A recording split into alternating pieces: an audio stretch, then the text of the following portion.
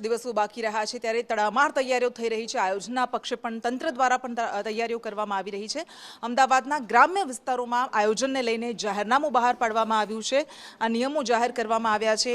અમદાવાદના ગ્રામ્ય વિસ્તારોમાં ગરબા આયોજકોએ આ નિયમોનું પાલન કરવું પડશે। જ્યાં સુધી આ બધા જ નિયમોનું પાલન નહીં થાય ત્યાં સુધી તેમને મંજૂરી આપવામાં નહીં આવે। રાત્રે 12 વાગ્યા પછી ગરબા પર પ્રતિબંધ ફરમાવવામાં આવશે।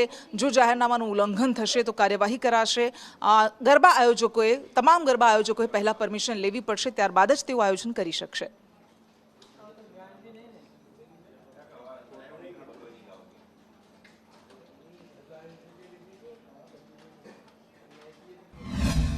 અને સરકારની ગાઈડલાઈન પ્રમાણે અમે 3 વર્ષથી આ ગરબા કરી રહ્યા છીએ, એટલે દરેક સરકારના નિયમનો અમે પૂરતો ખ્યાલ રાખીએ છીએ અને પાલન કરીએ છીએ।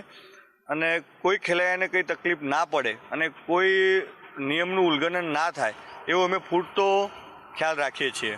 મહિલા સેફટી માટે અમારા 30 બાઉન્સરો છે અને મહિલાની સેફટી એ આપણી સુરક્ષા છે, એટલે મહિલાની સેફટી ઉપર અમે પૂરેપૂરો ધ્યાન આપીશું।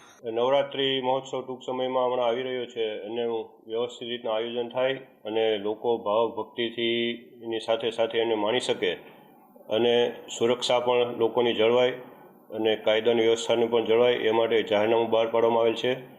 તે પ્રમાણે જે તે સક્ષમ સત્તાધિકારી જે છે એમની પાસેથી એમની મંજૂરી મેળવવાની થશે વિસ્તાર પ્રમાણે। અને જે સરકારશ્રીની વખતોવખતની સૂચનાઓ છે, સુપ્રીમ કોર્ટની ગાઈડલાઈન છે એ મુજબ એમાં દરેક ક્રાઇટેરિયા રાખવામાં આવેલા છે। જેટલા જે આપણે જે પાર્ટી પ્લોટ્સ છે અથવા જેમાં ટિકિટ્સના જે લેવાની થતી હોય છે તે દરેક જગ્યાએ આપણે જે જાહેરનામું બહાર પાડે છે એમાં સ્પષ્ટ દર્શાવેલું છે કે તેમાં હાઈ રિઝોલ્યુશન તમારે CCTV કેમેરા રાખવા ફરજિયાત છે અને તેમનાથી જ લોકોની સુરક્ષા પણ રહી શકે અને જો કોઈ ઘટના બનેલી હોય તો એના પરથી એનું ઇન્વેસ્ટિગેશન